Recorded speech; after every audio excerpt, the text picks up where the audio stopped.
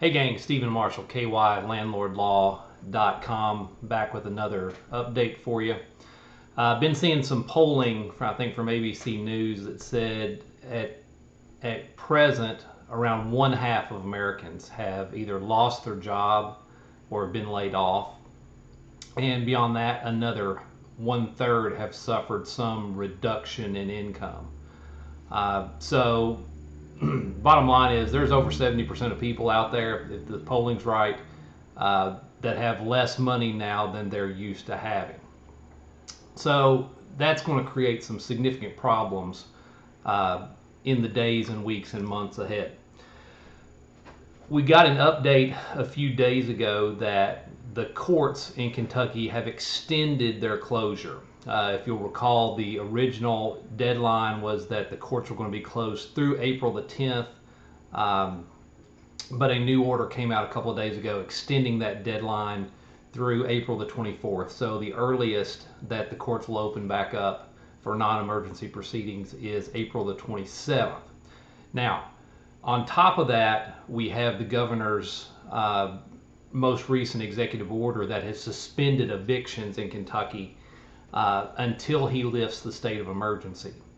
So we don't know when we'll be able to file again.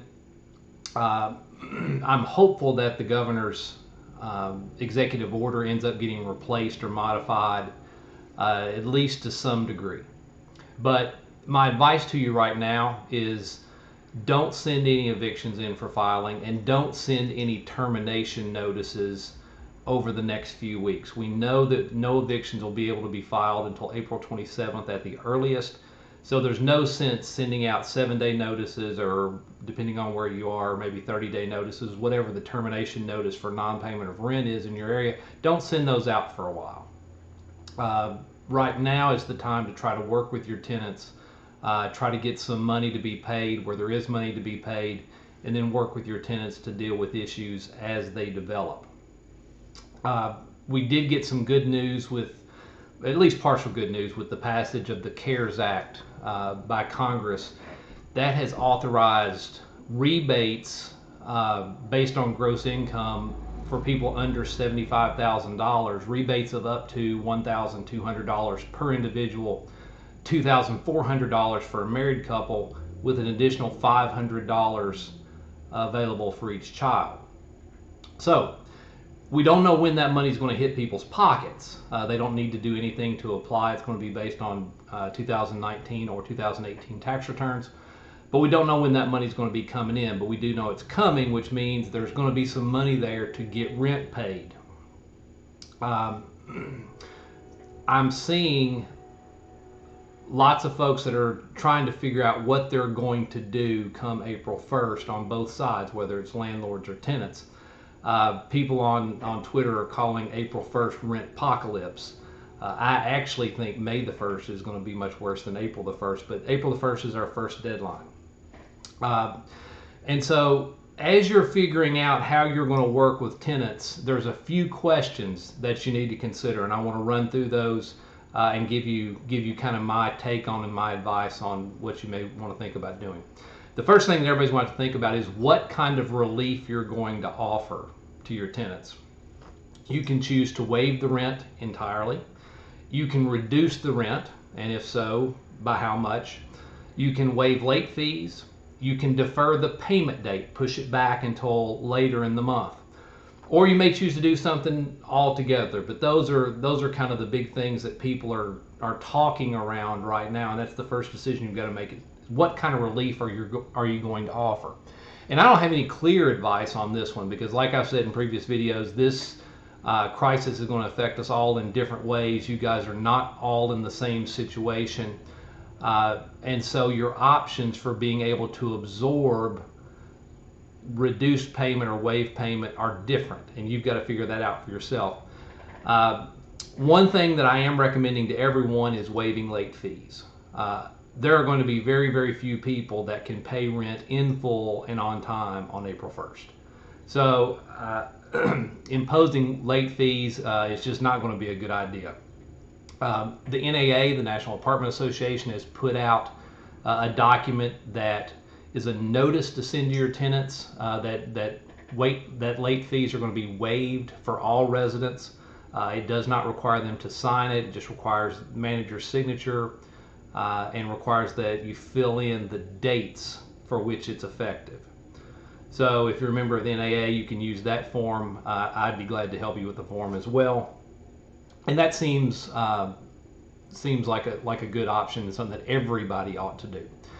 Another option that I really like that I'm seeing talked around is that landlords are reducing rent for April and May, at least for April. But in most cases, April and May, and then, by a certain percentage, and let's just say half.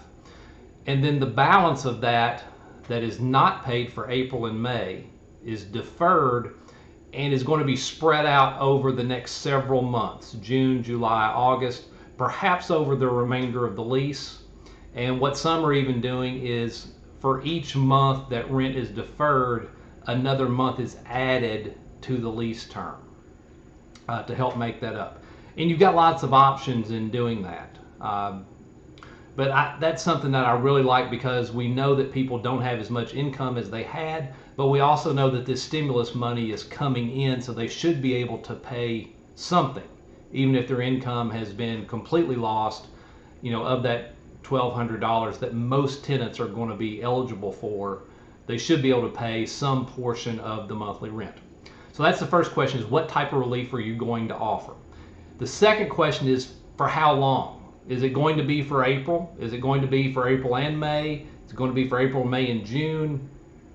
You've got to decide that. Like I said, I think that the real rentpocalypse, when the pains of these layoffs and income reductions are going to be felt, is actually going to be May the 1st rather than April the 1st. A good portion of folks were able to work until about mid-March. There were some layoffs and job losses in early March, but most of them were mid to late March, which means that those paychecks are going to come in at the end of April, or excuse me, at the end of March. They're still going to get paid. And so there should be some money there to pay rent come April. Not in full, perhaps, but there'll be some money there. But those job losses are going to be felt big time in mid to late April by those families. And so May the 1st, rent's going to be tough to come by. So my suggestion is to go ahead, reduce the likelihood that you're going to have to double your efforts, and just go ahead and make whatever change you make it applicable for April and May, because I think we're going to be in a worse situation come May the 1st than on April the 1st. So that's the second question, for how long. Third question is going to be, who qualifies for this? Is it just going to be people that have lost their jobs? Is it just going to be people whose hours were reduced? Is it going to include people who have had medical situations related to the coronavirus? Or are you going to open it up to everybody? All your residents are able to request relief. And again, this is one that I can't really give great advice on. It's going to depend on the individual situation. But my guess is going to be that opening this up to everyone is going to turn out to be the best guess. The second and third order effects of the virus and of the layoffs and shutdowns, it's going to reach basically every one of us. And so there are actually going to be very few people, and especially this goes for tenants, who are not impacted by this situation. So my opinion is going to be that most people are going to need to take advantage of some type of relief that's offered.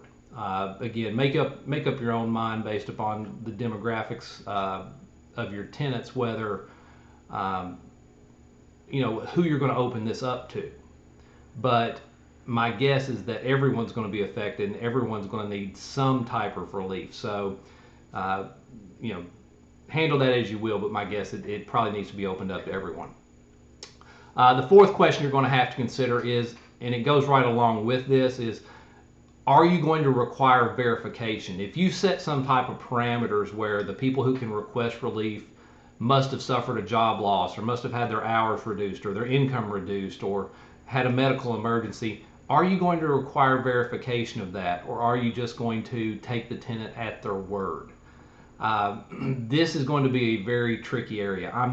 I'm not sure you're going to be able to get any type of verification of these types of issues.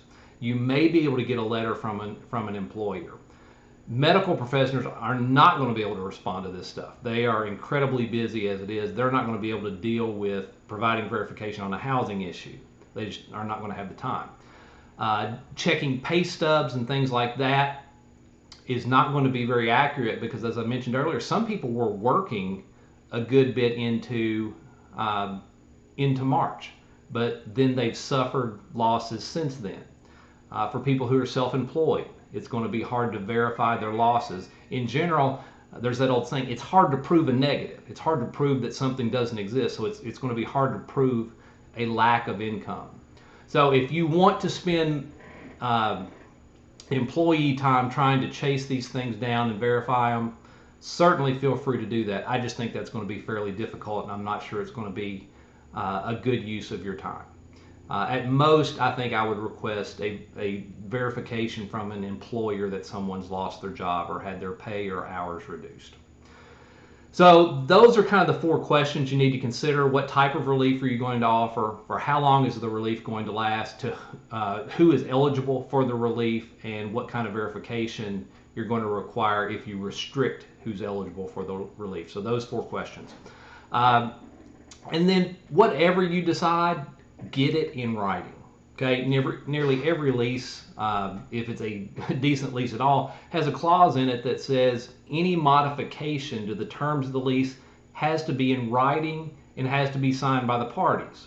At the very least, it needs to be signed by the party that it's operating against. So make sure you get this in writing. And second point in that, make sure the terms are clear.